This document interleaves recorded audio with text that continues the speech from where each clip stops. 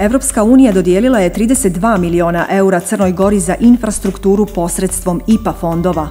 Investirano je 10 miliona eura u projekat rekonstrukcije željezničke pruge Bar-Vrbnica.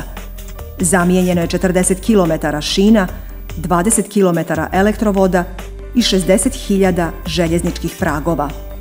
Nova zaobilaznica oko Podgorice izgrađena je uz podršku Evropske unije u iznosu od 4 miliona eura. Prekogranični saobraćaj i veze između Podgorice i sjevera Crne Gore, a preko albanske teritorije, unaprijeđeni su izgradnjom graničnih prelaza između Crne Gore i Albanije sredstvima Evropske unije.